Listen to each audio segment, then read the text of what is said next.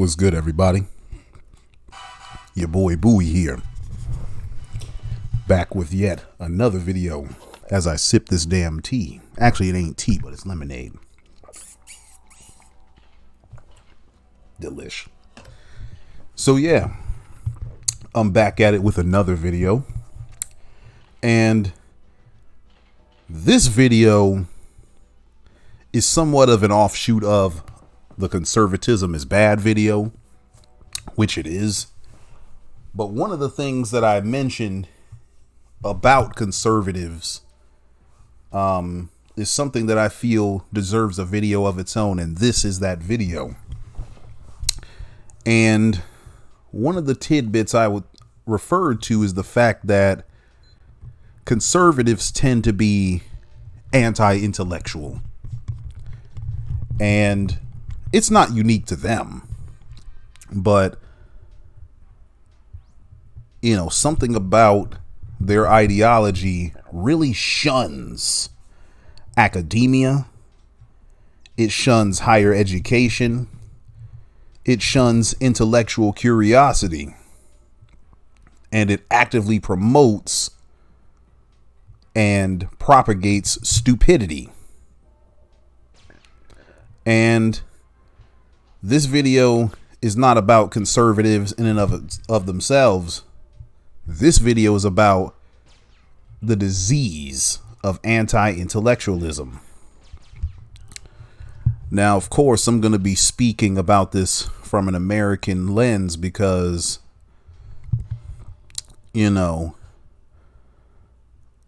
America, I guess, is the greatest country in the world. Of course, that depends on the metric that you use.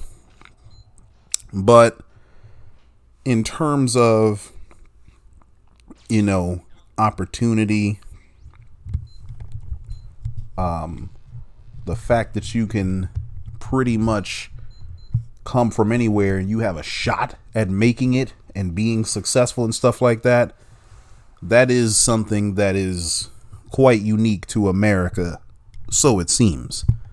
Of course, I haven't been to too many other places, so I can't speak on their, their version of the American dream. But the point I'm getting at is this.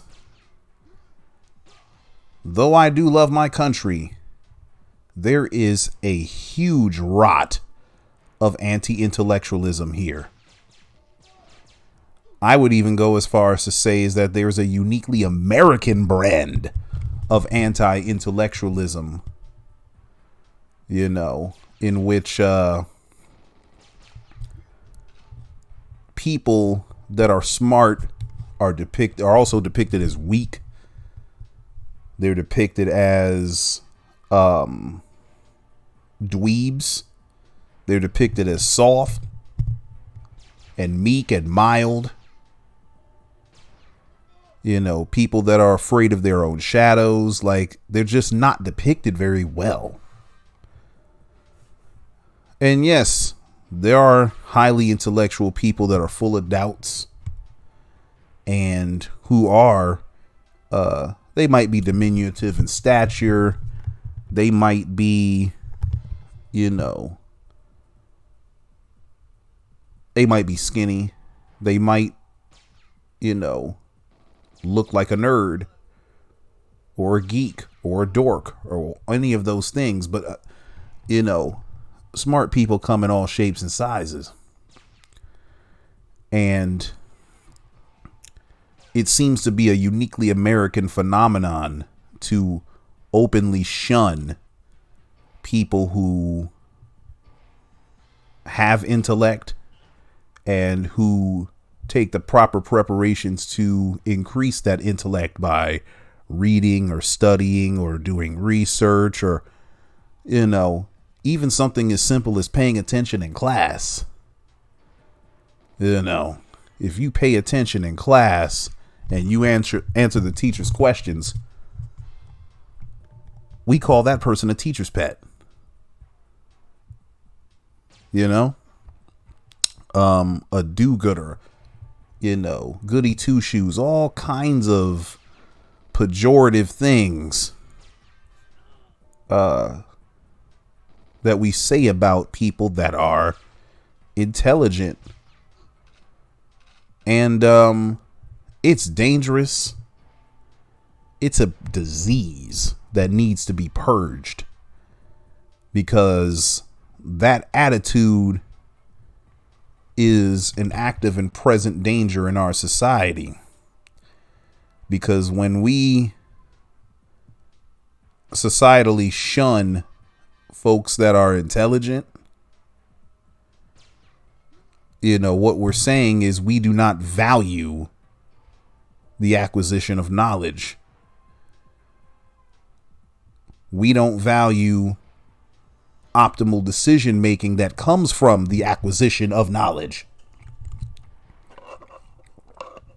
We actively discourage people from gaining knowledge and therefore using it to make better choices. And so what does that leave us with? It leaves us with leaves, I should say, us with the option of making poor choices when we don't have to. Suffering is bad enough, but unnecessary suffering is even worse, because it was preventable,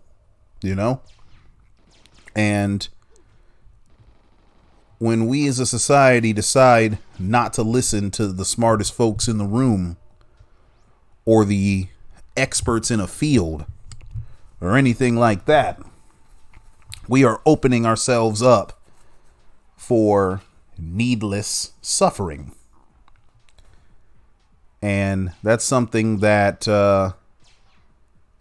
hasn't been more apparent than it is now in this post-COVID era that we're living in. And really, it ain't even post-COVID, because COVID's still out here wrecking people. COVID's not gone by any stretch of the imagination. And it's not gone because of anti-intellectualism. People are so afraid of the vaccine, or they're so resistant or hesitant to get it, that they actively allow their bodies to become viral incubators. That's what you're doing. That's the choice that you are making when you decide, hey, I'm not going to take a vaccine. And it doesn't matter if it's the COVID vaccine, the flu vaccine, hepatitis, doesn't matter. See, viruses require a host to survive and reproduce. They require one. Now, vaccines do not actively block a virus from entering your body. And that was something that people were shocked and disappointed in when they heard about from the COVID vaccine. And I'm like, if you paid any attention in biology class at all, you would understand that vaccines don't block viruses from entering the body. Never have. That's not how they work. The way you block a virus from getting into your body is by, doing what you can to reduce exposure. Whether that means wearing a mask, staying away from infected people, any of those kind of things. And it's very difficult to stop a virus from entering the body, because viruses are very, very small. And depending on the kind of virus, some of them are transmitted far easier than others, as we have seen. There's so much misinformation around viruses and vaccines and science in general that really that should be its own video, to be honest. But wrapped up in this, cacophony of misinformation is this virulent strain of anti-intellectualism. The information was out there. It was readily accessible. There were people who expressed doubt about the vaccine because they didn't know what was in it. The information was available. Damn. It was easy to access. You didn't have to go to the library. You didn't even have to leave your seat to figure out what was in the COVID vaccines. As a matter of fact, you didn't even have to leave your seat to learn anything you wanted to know about COVID or the vaccine. I mean, I understand early on that, information was difficult to come by and it was rapidly developing, such is the nature of a pandemic. But once it was established that this virus was similar to the entire family of coronaviruses that exist and have existed way before 2019, there were some general basic knowledge that was easily made. Well, it was made quite accessible to the public, and so many people just chose to ignore it. We saw the example of countries that were very close to ours in size. We saw the practices that they employed, and we didn't adopt them, even though their results were way better than ours. A place like Japan has 1/3 of the population of America, and they had a minuscule fraction of COVID deaths compared to us. When I see things like that, it makes it very difficult for me to say that we're the greatest nation on earth. That's why I was hesitating earlier. Because if we're so great,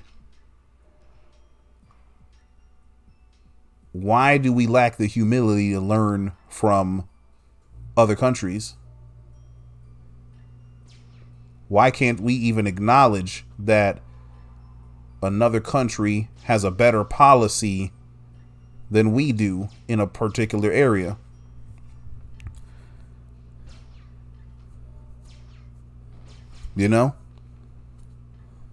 But again, this is not about the greatness or lack thereof that America has. This is about anti-intellect. And I kind of want to dig into where it comes from,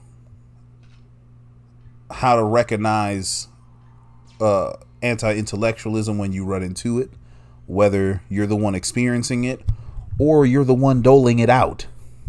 Because some of y'all watching this video,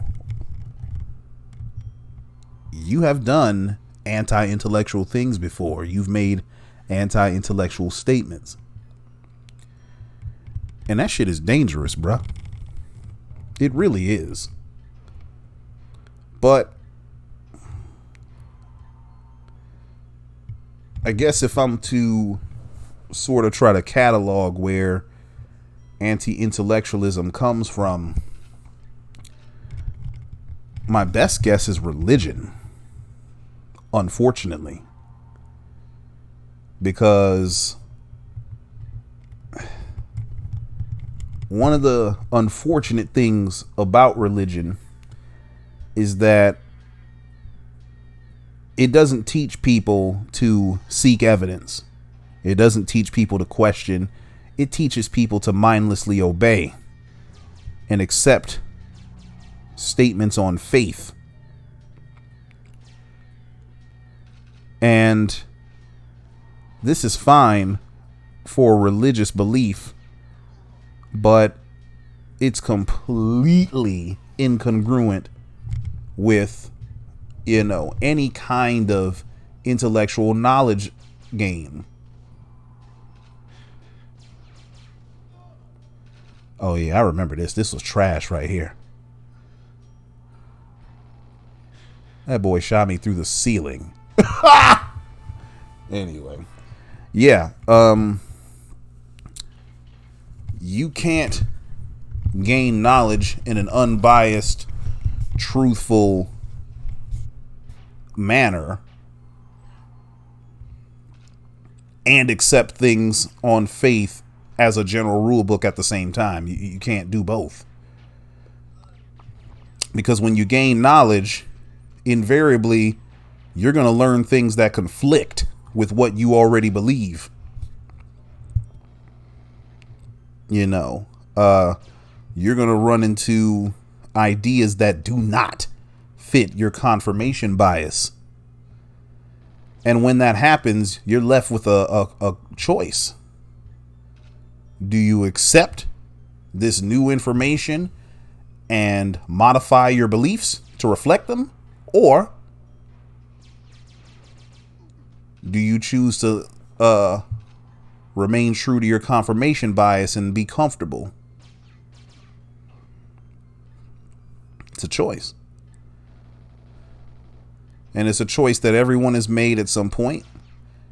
And you're going to make it again.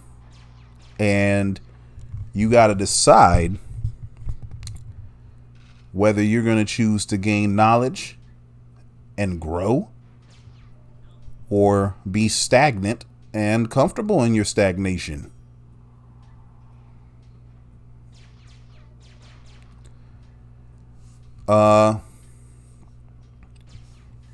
That's probably a video in and of itself as well, confirmation bias and the dangerous effects of it, but you know, I'm not going to get into all that right now.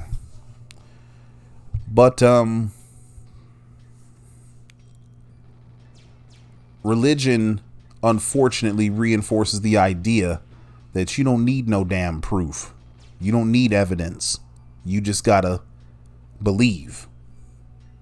Whatever you believe is valid. And if you read or hear something that reaffirms what you already believed, that's a good thing. And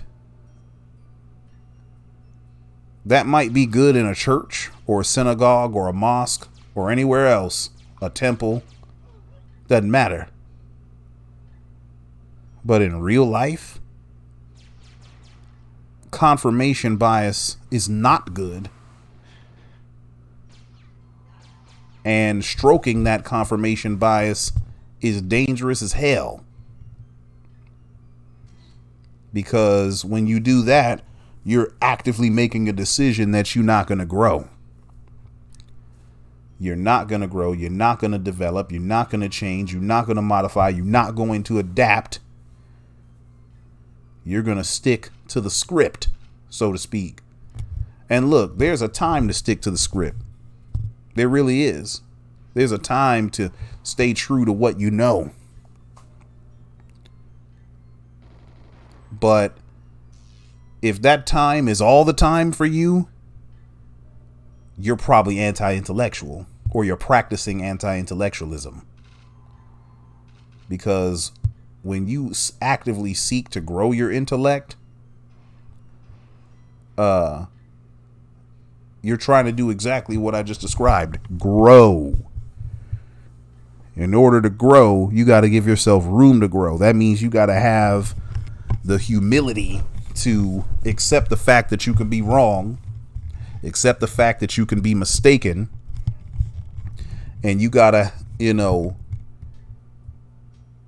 put your pride to the side and develop something new. Yeah, I didn't know where Boris was around here. I had never lost Boris before, so I was frantically looking everywhere for him. Well, I thought everywhere. I'll find him in a minute. But, yeah. The problem with religion is that it doesn't encourage its followers to, or its adherents to grow and develop in that way. It doesn't necessarily encourage good decision making and wise processing of information. It certainly doesn't even teach people to be unbiased And so that's probably a huge source of it, in my estimation. Now, what is the solution? I'm not telling you to throw your religion to the side, cast it away, and become an atheist. I would never tell anybody to do something like that, because I'm not even doing it. I'm not an atheist. I definitely believe that something way more powerful and intelligent than us developed and formed this world in the way that it is, or at least put the events in motion to allow it to develop on its own. I frankly don't care whether we were molded out of clay by hand, or whether, he set the events in motion and then just watched them develop and sprinkled some pizzazz here and there to make it happen. Frankly, that doesn't matter to me. All I believe that I know is that we were designed, we were engineered, and we need to try to abide by that to the best of our ability.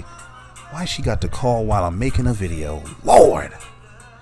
Hold on, y'all. Hey, babe.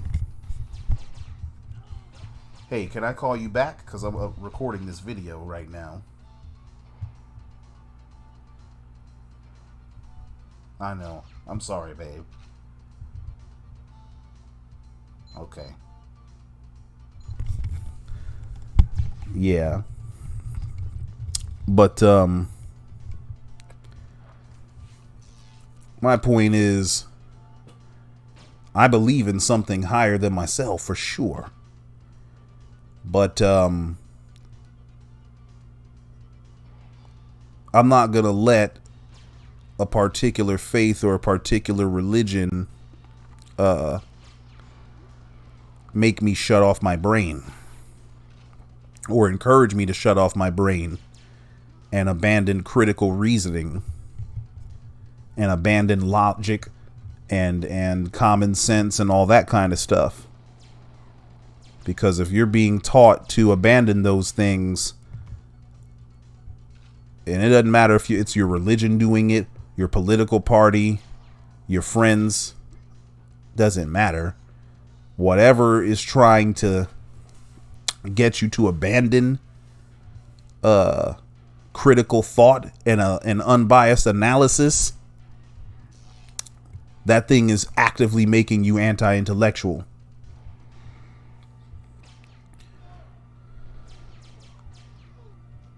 So, what are some signs of anti-intellectualism? Well, one of the earliest signs of anti-intellectualism occurs in school.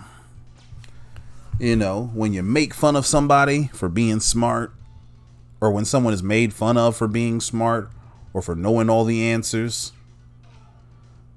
When someone is scorned for being a good student, or for studying or anything like that, that's anti-intellectual.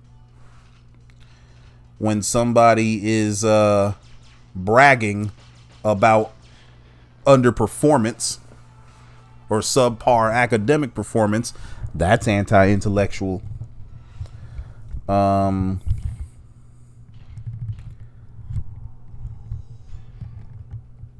When somebody,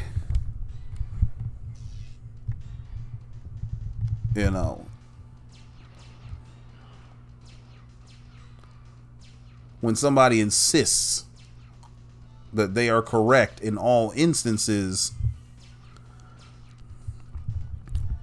and they won't do a modicum of research to verify, that's anti-intellectual.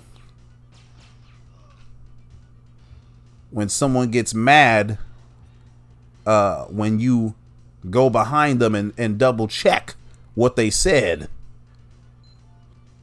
that's anti-intellectual. That's something I've seen. I've seen parents do that. Not my parents necessarily, but I'm just saying, I heard about a situation where a mother told her son something, and he turned around and looked it up on the internet to see if she was right. And there was a snarky comment made about that, trying to imply that he should have done that. He should have just believed her. It's like, no, hell no. It's good to, and natural to want to just believe your mom because she's your mom. But people are highly fallible. Therefore, it's never a good idea to just believe somebody just because you like them. Just because they make you feel good and they say the things you like, or believe them because you trust them. People you trust can be wrong. And they weren't trying to deceive you. They weren't incompetent. They weren't even dumb. They were just wrong. And people can be wrong. And they will be wrong. Even the intellects will be wrong about certain things. But somebody that's intellectual will never discourage somebody from double checking statements and work and all that kind of stuff,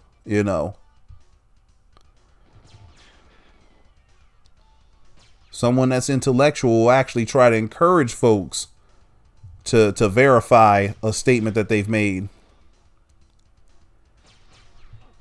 or try to preface a statement by saying something like, hey, don't quote me, but I've heard blah, blah, blah, blah, blah. Or I haven't checked on it myself, or I haven't verified it for myself yet, but this is what I heard.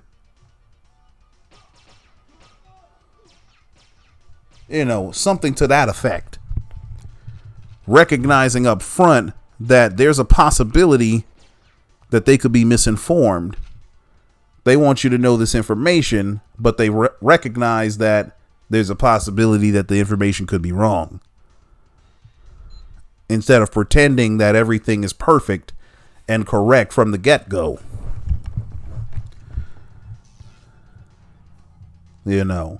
All those things are anti-intellectual. And sometimes the anti-intellectualism comes from the teachers. And that's very sad to say. Because, I've been in education for 11 years. And I have not gotten things right all the time. Everything I ever taught students was not necessarily correct the first time. But you know what I don't do? I don't sit there and try to play it off like I'm right when I know I'm dead ass wrong. I course correct right then, right there. Now, sometimes I wait to try to think about how to course correct, but I certainly do it. I don't let my babies keep going around thinking some shit is correct when it's not.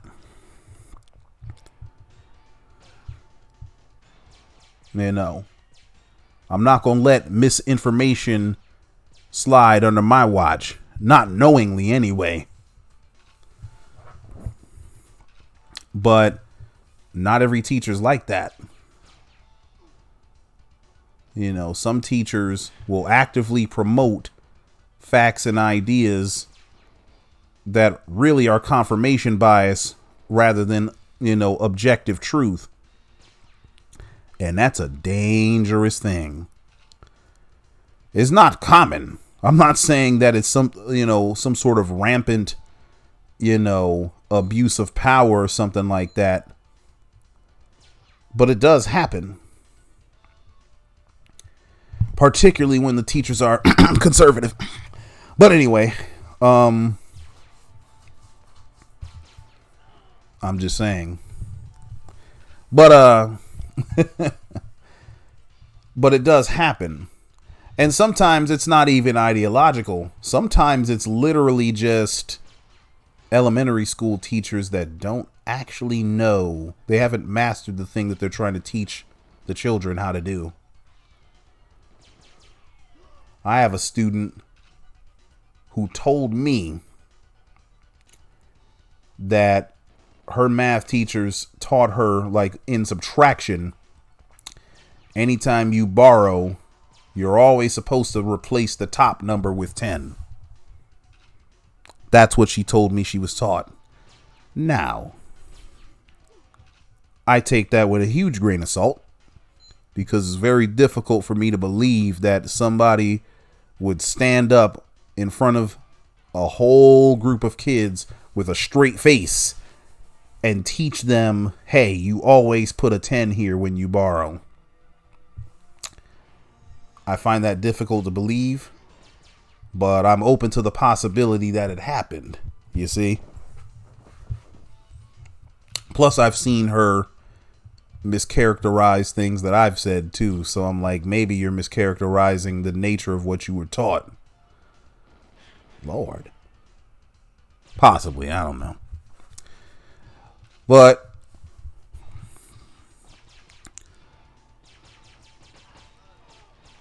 those are some telltale signs of anti-intellectualism. God damn.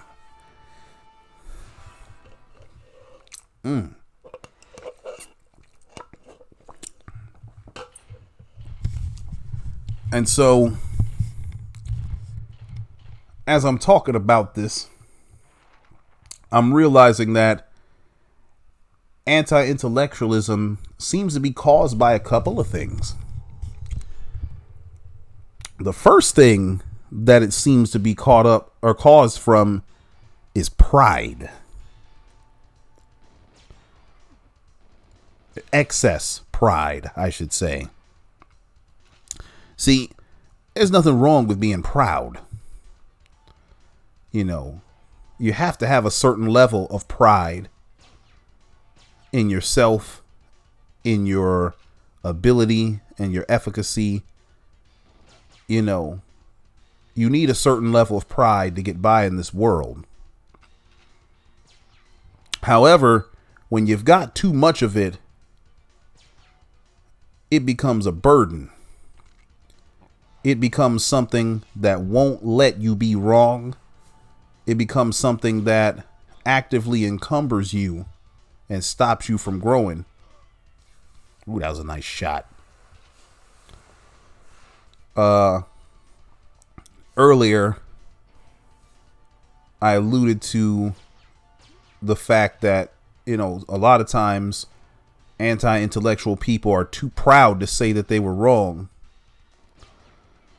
Too proud to admit that perhaps they could be misinformed, and completely not open or unreceptive to anything that disturbs their confirmation bias. All of that is pride. Excess pride. You know, you've been holding on to something bad for so long that you're too proud to let it go. You're too proud to relinquish something that is no longer serving you just because you've held on to it for a long time. And it's a scary prospect.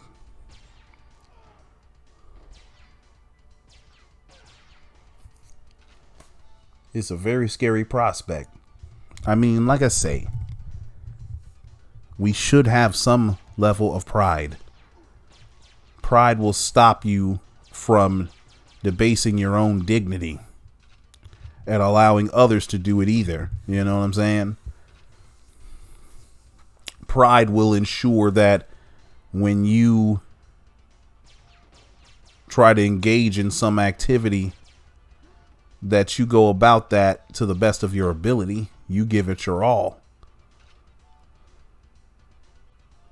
And pride will stop you from, you know, doing certain things, I believe, you know, because one of the reasons why, for instance, I never copied anybody's paper is because I was too damn proud. I didn't trust that people were more likely, that somebody else in the class was more likely to get the answer correct than I was. I had too much pride in that way. I believed that I had what it took to get the right answer. And if I didn't get it, I just didn't get it. You know? So I wasn't going to copy nobody for those reasons. Not to mention, there's just all kinds of consequences for it. But even if there were no consequences, I'm just like, nah. I'd rather have people copy off of me than be the copier. Fuck that. You know what I'm saying? Like, so perhaps that's an instance of excess pride as well, but at least it's being channeled in positive ways. But yeah, pride is a huge source of anti-intellectualism, a huge cause besides religion. Another cause of anti-intellectualism is people's comfort with mediocrity. See, the fact of the matter is this: when somebody is intellectual and they demonstrate that they are, that's a form of excellence. I was talking about this with my wife literally yesterday. I said, excellence and mediocrity don't mix. They can't occupy the same space together. They can't, you know? Someone who is excellent is not going to be able to make friends with a person who lathers in mediocrity. It won't happen. Not for long, anyway. What's going to happen is that mediocre person is going to keep watching the other person be excellent, and they're going to be placed at a crossroads. Either they're going to, acquiesce and say that they are too mediocre to possibly try to be excellent, and so they won't put the effort forward to try to do better. That's the more positive thing. Or they will actively seek to pull the excellent person down to their level of mediocrity in some kind of way. And the methods vary. Sometimes they'll just downplay how excellent they are, like all the anti-LeBron James stands out there. The ones who insist that he's not like a top 5 basketball player of all time. It's like, excusez-moi? Really? Okay. Okay. Like, he obviously is a one-of-a-kind talent and changes the whole dynamic of the game. All that notoriety is for a reason. He obviously has insane athletic ability. And for the longest time, his detractors, use the excuse of, well, he ain't got no rings. He ain't got no rings. Okay, well, he went and got 4 rings. Now the detractors are saying, oh, well, he ain't got 6 like Jordan. So now they've moved the goalpost. That's one of the tactics of mediocrity. And anti-intellectualism. Because an intellectual person is going to be like, okay, well, for starters, if we're trying to evaluate the greatness, quote unquote, of a basketball player like LeBron, the first thing we got to do is establish the criteria of what makes somebody great. Or if you're saying LeBron is outside of your top 10 or top 5 or whatever, I don't know. There needs to be some benchmarks on what qualifies a person to be a top 10. Maybe according to certain criteria, it makes sense for LeBron to not be a top 5 basketball player of all time. But in a lot of instances, it doesn't make sense. Because when you analyze him objectively using, I don't know, statistics, data and numbers and things of that nature, I mean, the stats are incredible. They're unmatched. You know? And his accomplishments are unmatched. He has failed. He has lost, for sure. But he's also won. Big. Majorly big. And that only happens when you have greatness. But what happens is, and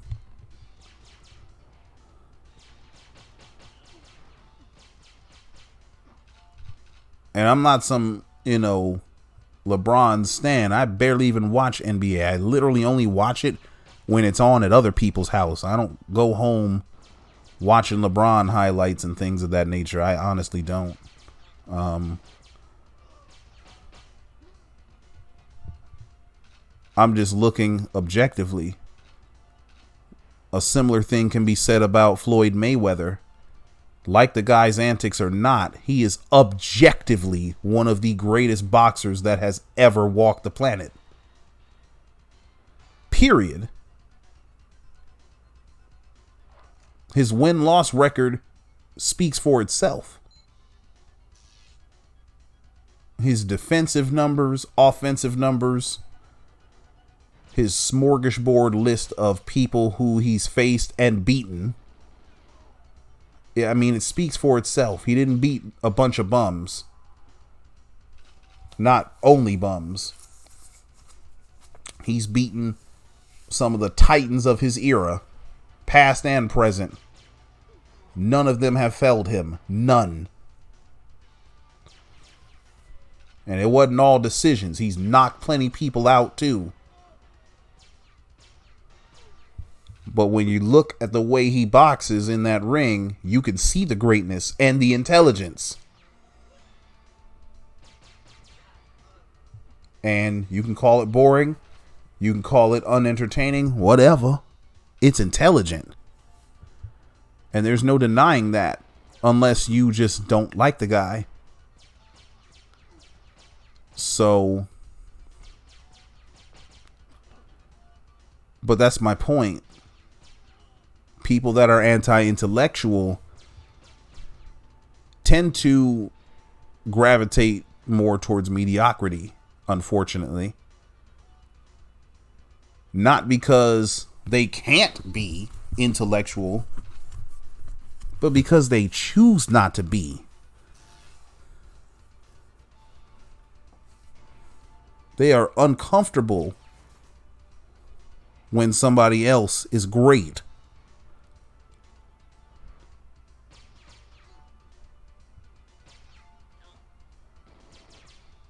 And it's natural to be uncomfortable when you're not great at something and someone around you is. It's uncomfortable. It is. But you got two choices. Either you learn to accept it or you do something to get better at it.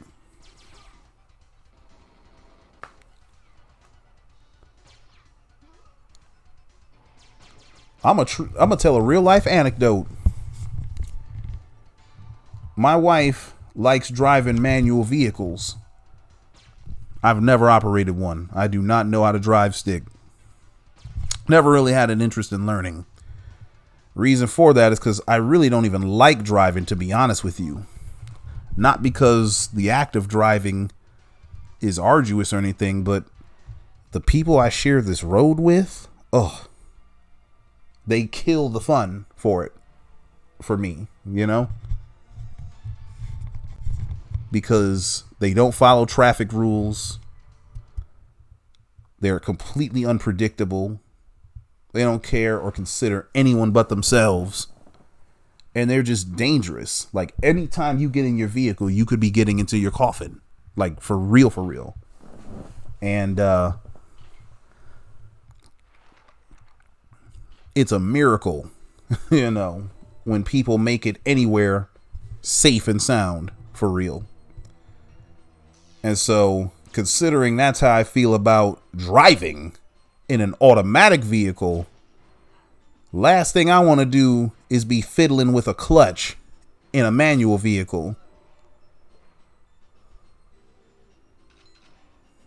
You know, that just doesn't sound very appealing to me.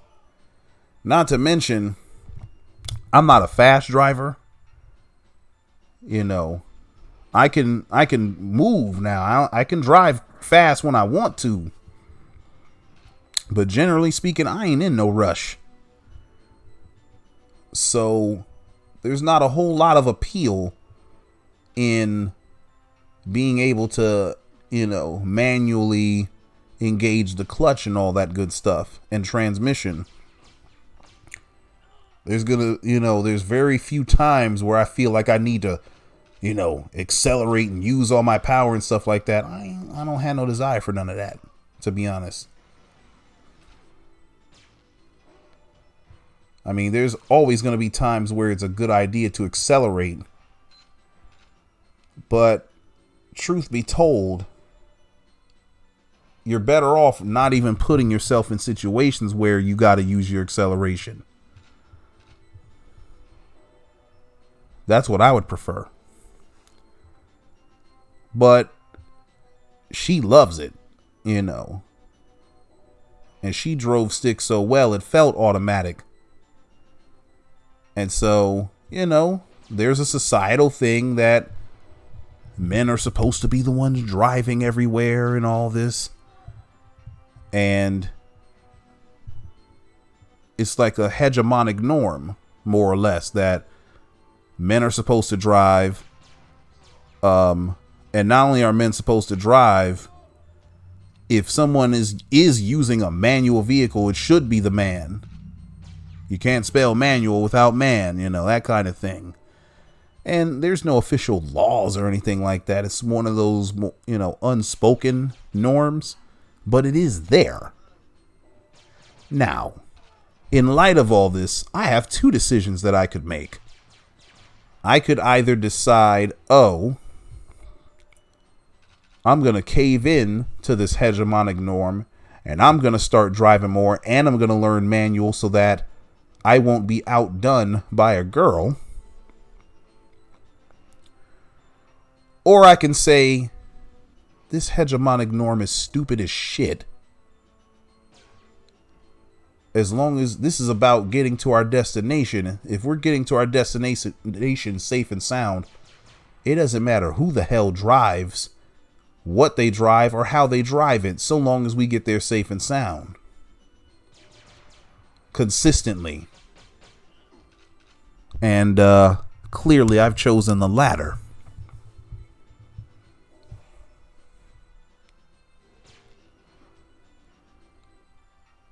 But I've taken the intellectual approach. This is supposed to be about driving. Driving is supposed to be about transportation, right? We're supposed to be safely carrying ourselves from point A to point B. That's the whole damn point of driving. And though people have turned cars into status symbols and all that kind of stuff, at the end of the day, the point of the vehicle is to drive. That's what it's designed to do. And so any extraneous purpose beyond that is something that we made up as people. And it's something that we can unmake up at any time. So there's no point in abiding by these norms and pretending like they're unflinching laws that we gotta abide by for the rest of time, you know? We make society, not the other way around. So my point is, I've decided to take the intellectual approach. So my wife's going to continue to drive us around. I will continue to,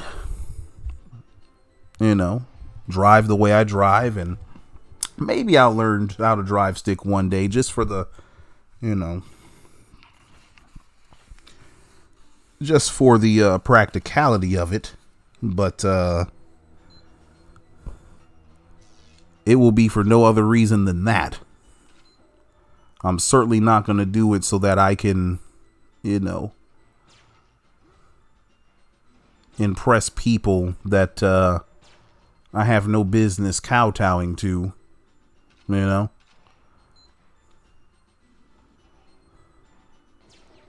always going to try to take the most intellectually sound approach first. But,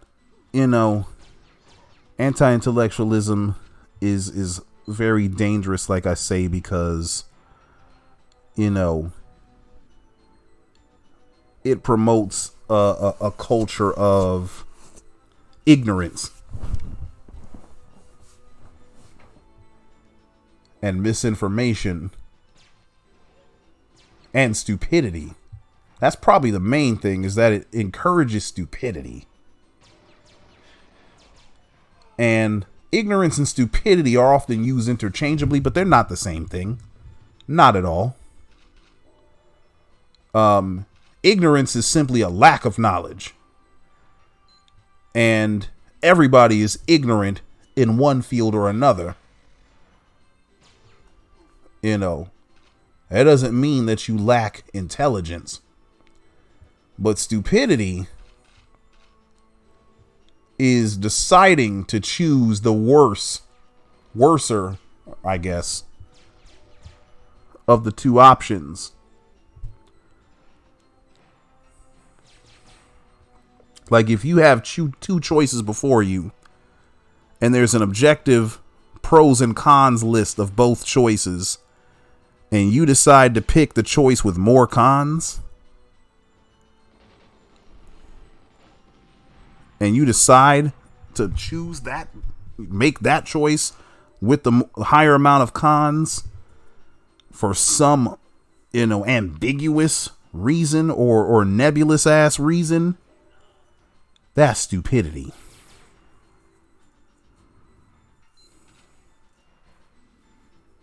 Such as the decision not to get the COVID vaccine. That's a nebulous and idiotic decision. It's an objectively bad decision. Unless you have some sort of severe history of allergic reactions or something like that, there's absolutely no reason to avoid getting the COVID-19 vaccine. None. The vaccine's free. It is highly effective. Highly effective. It's one of the most effective vaccines ever created. Effective at what? Preventing severe hospitalization and death due to COVID. No, it does not block virus. It does not block the virus from entering your body. But it's really effective at giving your body the instructions to fight off the COVID virus itself. That's what a vaccine does. It's more or less an instruction manual for how to defeat something. It's a cheat code. Some of y'all are too young to remember cheat code magazines and stuff like that. But game companies would publish entire magazines that would guide you through a game and give you cheat codes and stuff like that. That's what a vaccine is. It gives the cheat code to your cells so that they can create, antibodies that are specifically tailored to the virus. It helps the body identify the virus and gives it the proper tools to fight it off, And it doesn't take someone intellectual to know that. That's not even a matter of intellect. That's just memory. That's just paying attention in biology class. That's all that is. You know, the video's technically ending here, but I'm gonna just rewind it so I can continue my points because I ain't done. Matter of fact, let me do that now. Go back. Yes. Let's go back to the beginning. There we go. Yeah. So it doesn't take an intellectual person to acquire knowledge. It really don't. Anybody can acquire knowledge. Anybody can acquire knowledge. And in this internet era that we live in, where information is readily accessible at the tip of a finger, where we don't even really technically need libraries anymore. I'm not saying libraries are obsolete. I would never be in favor of getting rid of libraries, but I'm just saying, like, if you wanted to look up how to do something, you used to have to go to the library to figure that out.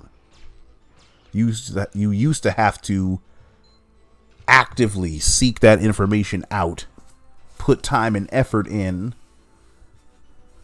and that's no longer necessary. It's a Google search away. Anything you want to know. And obviously Google's not always right, so you have to filter out junk information from legitimate stuff. But the access to said information has never been easier. Never. And so there's no excuse for people to not know certain things. Especially something new and as prevalent as, you know, COVID-19. Or it doesn't even have to be about COVID. It can be about anything. You know what I mean?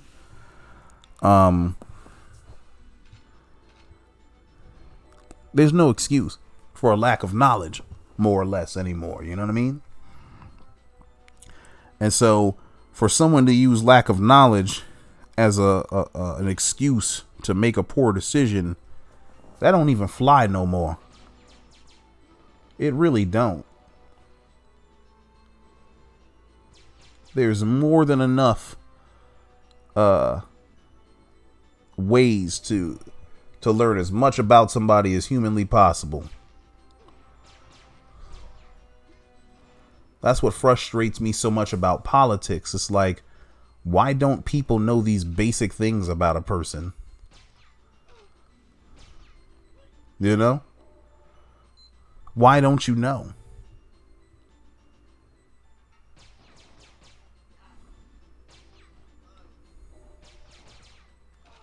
Like, for instance, the people who think that Barack Obama was born in Kenya. You can debunk that in less than probably less than a millisecond, honestly. You certainly can debunk it in less than a second. I was going to say less than a millisecond or a fraction of a second, but literally fractions of seconds of time is all you need to debunk an entire ideology. And yet people still choose to believe a thing that is just objectively wrong. Now, do people have a right to be wrong? Yes, of course they do. But we also have a right to call them out for being wrong and deciding to be wrong on purpose. We have a right to call them stupid. We have a right to call them anti-intellectual, because that's what they are. And if you're one of the people that chooses to believe something that people have repeatedly debunked, you know, large institutions and organizations have repeatedly debunked through mountains and mountains of proof and evidence and stuff like that, and you still believe something, a particular thing, you're not an intellectual person.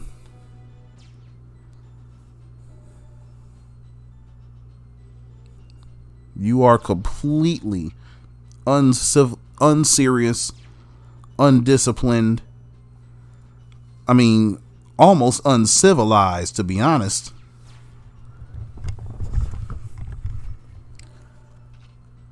And I'm not trying to hear the whole, oh, everyone has a right to their opinion.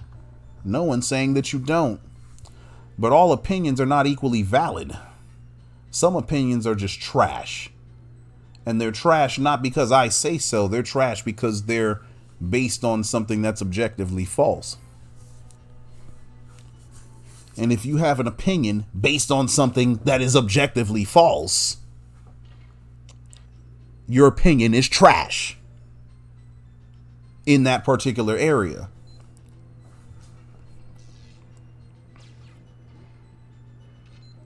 Your opinion is based on an initial premise that is false. And you formed an entire belief system or a mindset around this false thing. And again, does that make you unhuman? Of course not. It's a very human thing to do, to be wrong and to err and all that. All that stuff is normal. But when you err in such a way, when you find yourself being erroneous in some kind of way, the intellectual thing to do is to course correct. Acknowledge that you were wrong. Acknowledge that you were misinformed. And change your mind based on this new information that you learned.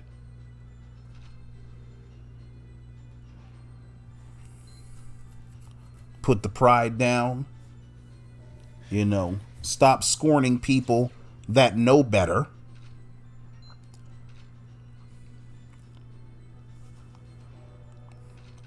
And have the humility to learn and abide by new information.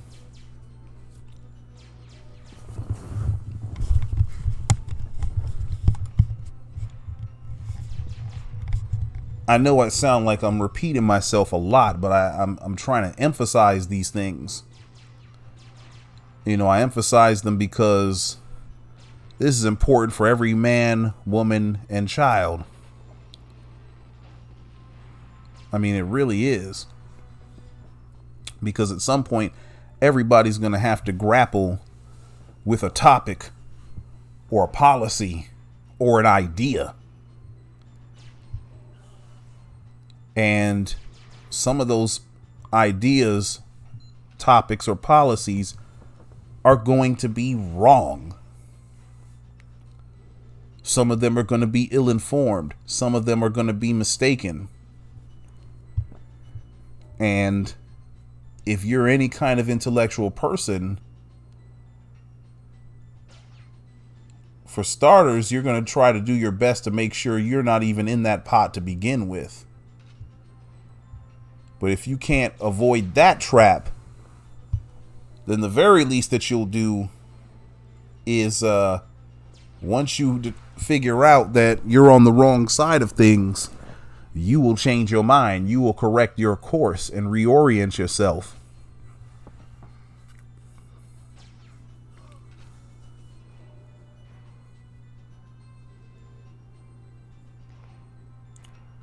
Anyone that decides not to do so is anti-intellectual. They're actively deciding to be dumb.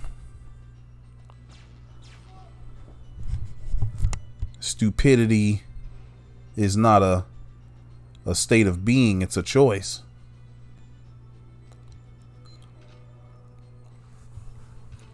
And everyone can choose to not be dumb.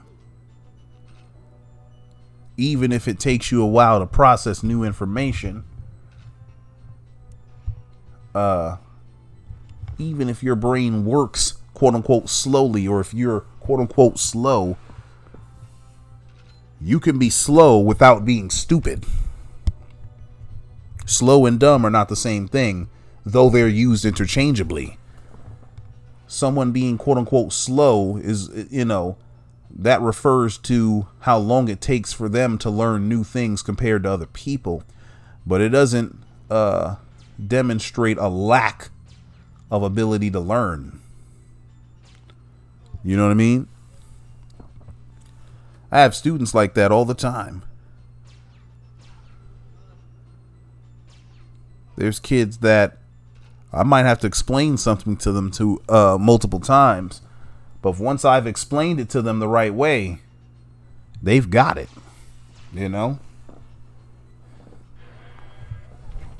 and they've expanded their knowledge, and therefore decided to make better decisions. You can do the same thing.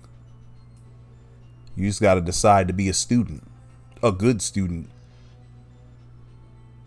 despite of what society might be goading you to do otherwise, especially our society. But we've now reached the end of the video. I'll catch y'all later. 1.